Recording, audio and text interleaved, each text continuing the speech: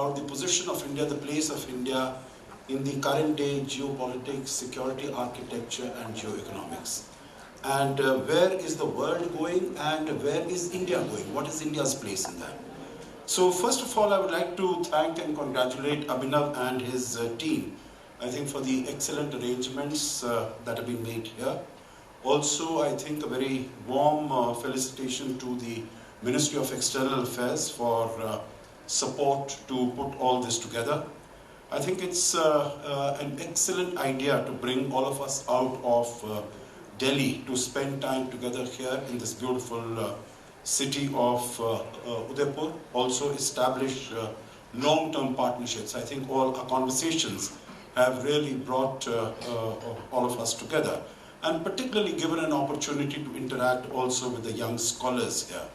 All my conversations with the participants has led me to believe that our discussions have been stimulating and rewarding. They've set very high standards, and I think it's going to be really a challenge for Abhinav and his team to scale this bar going forward in future. Speaking about some of the discussions that we've had, I think everyone here would agree and recognize that India today is in a sweet spot. The world wants India to succeed for a variety of reasons, for geopolitical reasons and for their own bilateral reasons in terms of our relations with different powers, whether they are major powers or they are a part of the global south.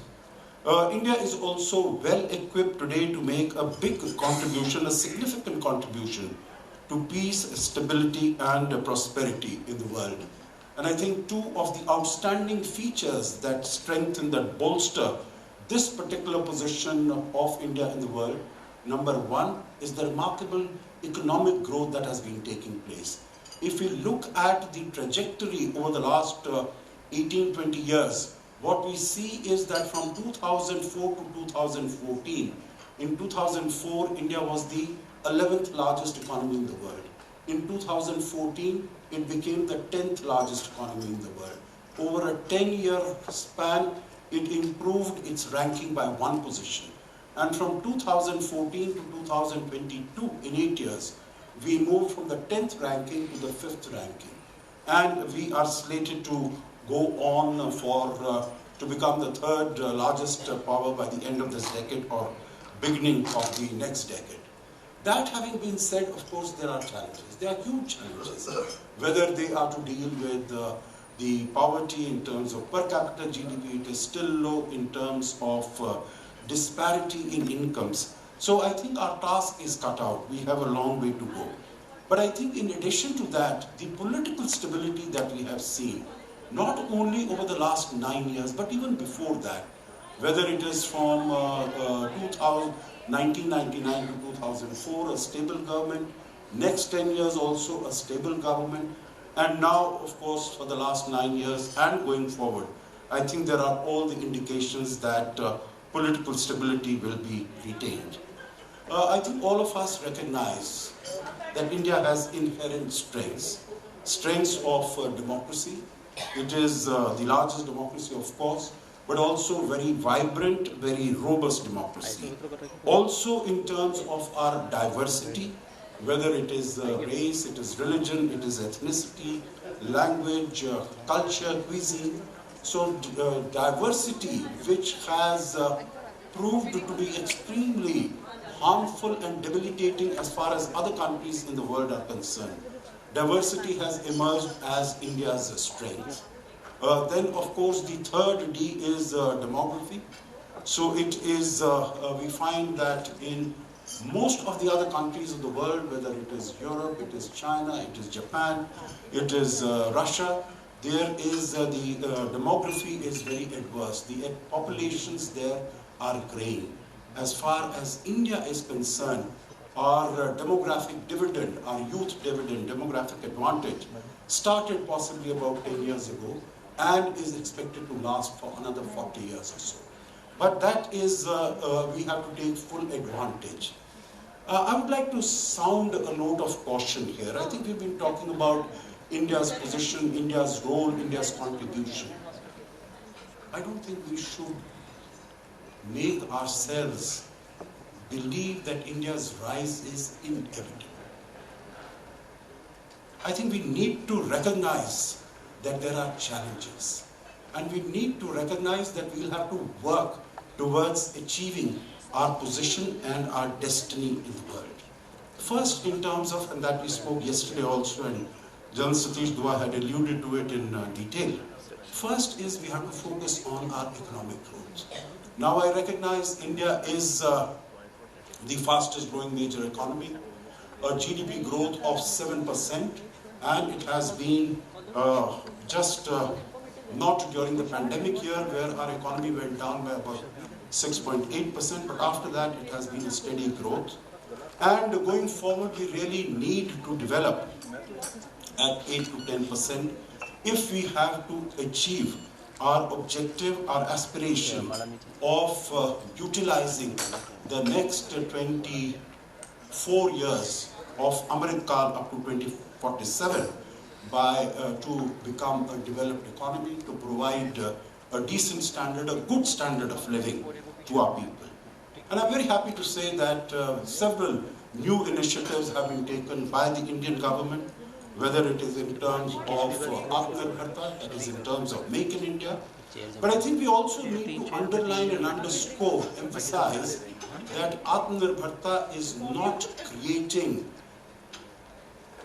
borders around the country. It is for India's growth, India's development, India's prosperity, which also helps it to reach out.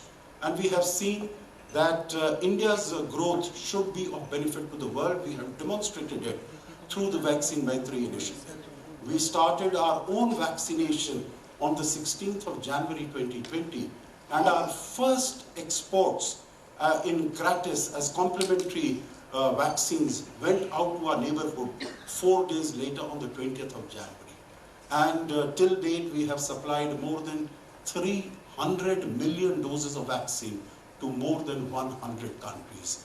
So India's growth is not only for the benefit of its own people, it is for the benefit of the world.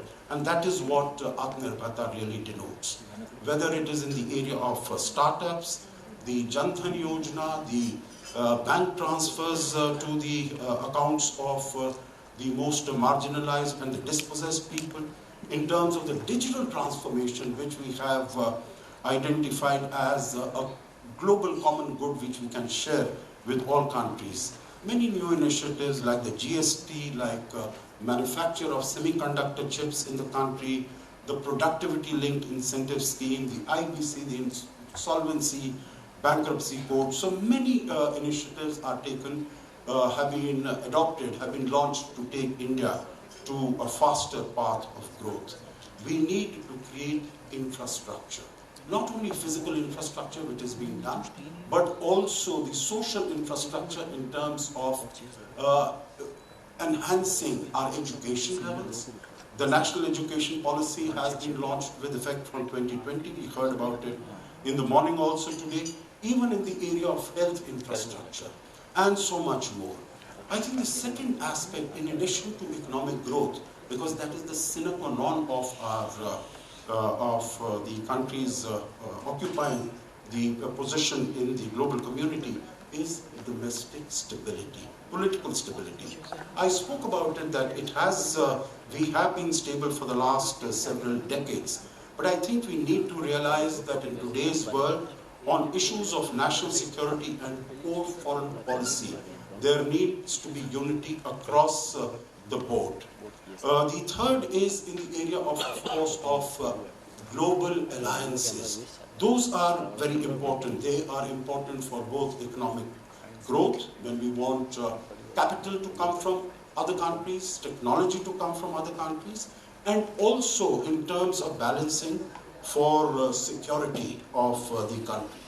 I think in this context, we need to realize, we had a brief discussion on it yesterday, that the world is not going through a unipolar moment today. We bid goodbye to the unipolar moment in 2001. after the 9/11 attack existed. I think they were laid to rest by the 2007-2008 financial economic crisis, international financial crisis. And after that, I think all of us have observed that the United States has been much more amenable to dealing with other countries, to taking other countries on board. And that is why you see that there is such a plethora of alliances that have been either revived or have been put in place. So we see from, although the whole alliance system of the United States was really shaken up by Mr. Trump, but as soon as Mr. Biden has come up, whether it is the East Asian Alliance, NATO, or the Transatlantic Alliance, and of course there are a number of other initiatives that have been taken, whether it is the Indo-Pacific, whether it is the IPEF, it is the I2U2, it is the Quad, India's trade agreements with Australia, with UAE, our negotiations with the Eurasian Economic Union. So I think across the board there has been this attempt and effort as far as India is concerned to ensure strong, robust international alliances. Of course, that having been said, there are other challenges which continue to confront us, whether it is climate change, whether it is terror, whether it is achievement of the Sustainable Development Goals. But work is being done on the climate change. I think all of us are aware that India is the only G20 country which has been able to meet its Paris Accord commitments, and no other country has really been able to do that.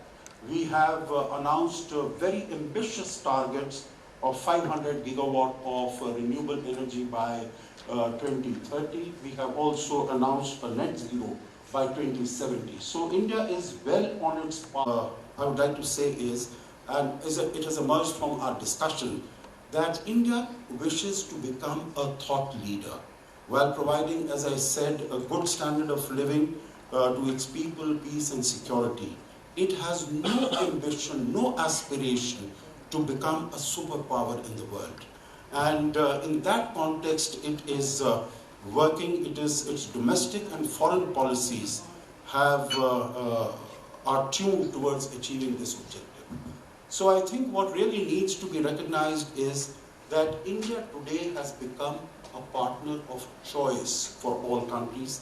It has become indispensable to finding some of the most intractable challenges in the world, whether it is to deal with climate change, whether it is to deal with terrorism.